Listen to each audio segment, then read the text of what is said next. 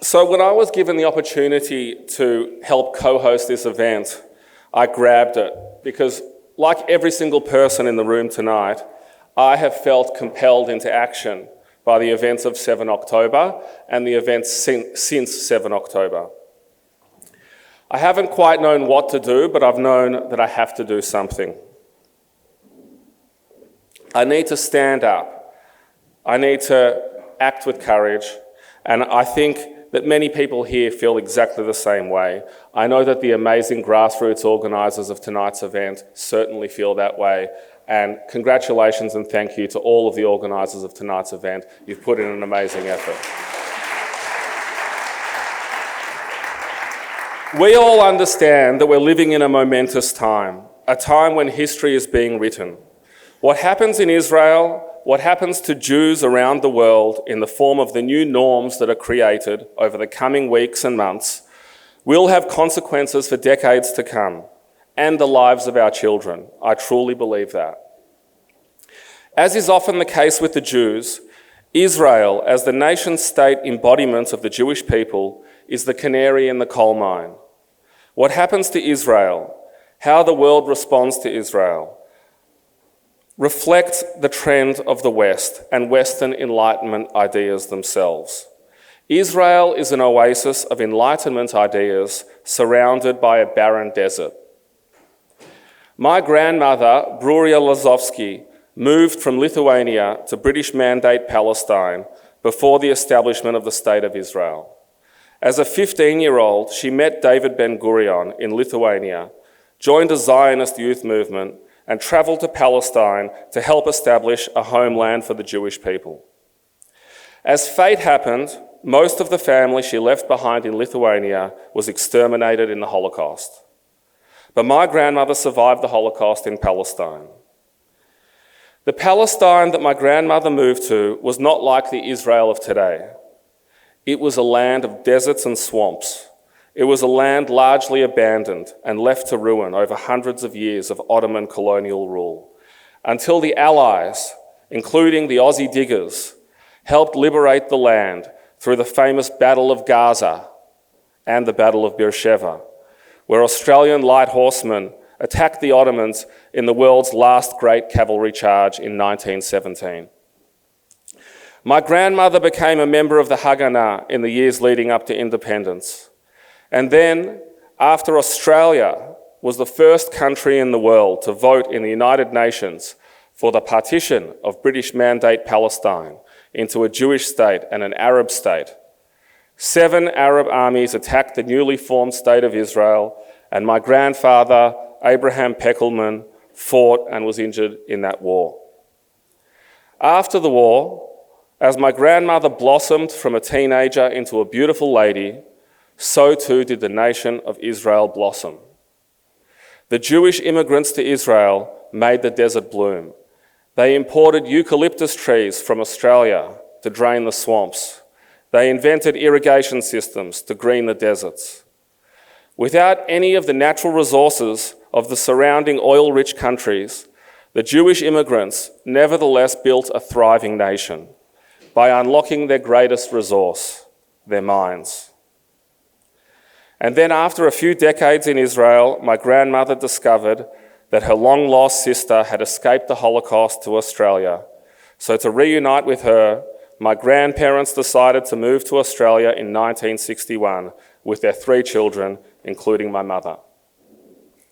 Unlike most Jews who came to Australia from Europe with nothing, my grandparents came to Australia from Israel reasonably well-to-do. And in Australia, just as in Israel, they built a wonderful life. Australia has been a sanctuary for Jewish immigrants. And in turn, Jewish immigrants have helped build Australia, including building some of the great Australian businesses like Spotlight, Westfield, Chemist Warehouse, Central Equity, Meriton, and Premier. They have contributed to property development, fashion, medicine, the sciences, the law, and the arts. From Australia's first locally born Governor-General, Sir Isaac Isaacs, to Australia's greatest wartime general, Sir John Monash, Australian Jews have contributed to every field of Australian society and have been major philanthropists. One need only stroll around Melbourne to see the Smorgon Family Plaza at the Arts Centre, or the Gandel Children's Gallery at the Melbourne Museum, or the various wings at hospitals named after Jewish benefactors. Thousands and thousands of Jews have been major contributors and philanthropists over the decades. I can't begin to mention all of them because there are so many, including many of the accomplished and generous people in the room tonight. Jews have flourished in Israel and Australia because they were provided the freedom to unlock the power of the human mind, to trade, to solve problems, to create startups, and to speak freely. This freedom is what the enemies of Israel really hate.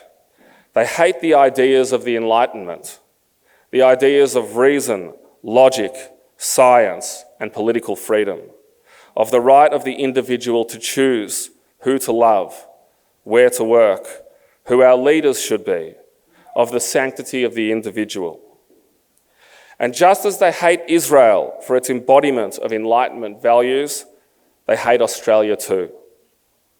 Enlightenment values are originally Western values, but they are also universal values. They originally came from the Greeks, from Aristotle, who developed the idea that the individual has the capacity to think for himself and discover the truth by a process of thought. That reason is the means to acquire knowledge, rather than, say, revelation. These basic ideas should not be taken for granted.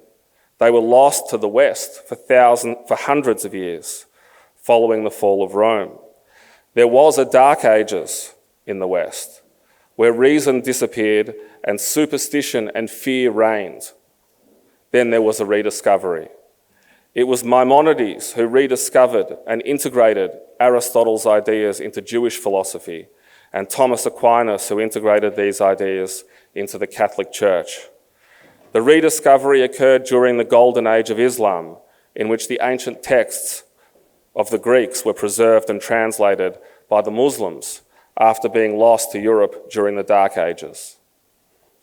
Once rediscovered, the ideas led to the Renaissance and the Enlightenment, which ultimately led to the explosion of innovation, discovery, and freedom that we enjoy today in both Australia and Israel. But while these ideas have universal application in that they are capable of being applied anywhere, they don't have universal acceptance. Even today, there is light in the world and there is darkness. Darkness is what we witnessed on October 7th. And darkness is what we are witnessing in our streets today in the form of the explosion of anti-Semitism in our society. The forces of darkness are on the march, in Israel in the form of a holy war waged by jihadis, and in Australia in the attempt by woke ideologues to capture our great institutions, from our universities and schools to the arts to our humanitarian organisations and great professions. And today, Israel is the wall of the Western world that separates light from darkness. Israel is the Western wall of defence. If Israel falls, so too falls the West into a new Dark Ages. And if you think Israel's enemies don't understand this, you need only listen to them. Here are the exact words of Australia's most prominent anti-Israel activist. And I quote, "Israel is the domino.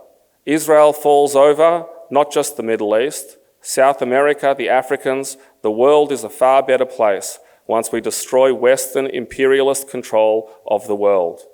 The liberation of Earth starts with the first domino, and that's the overcoming and decolonization of Palestine and the ending of Zionism." End quote. Their side is gathering in strength, but all is not yet lost. There is good reason for hope. In the days following the explosion of anti-Semitism in Australia, I took to Twitter, X, and LinkedIn to advocate because I felt that need to do something, and also to see for myself.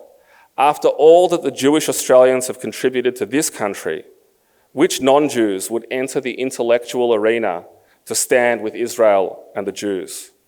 Who would stand on the side of light against the forces that would bring about a new dark age? And after a very short wait, happily, one man stood up.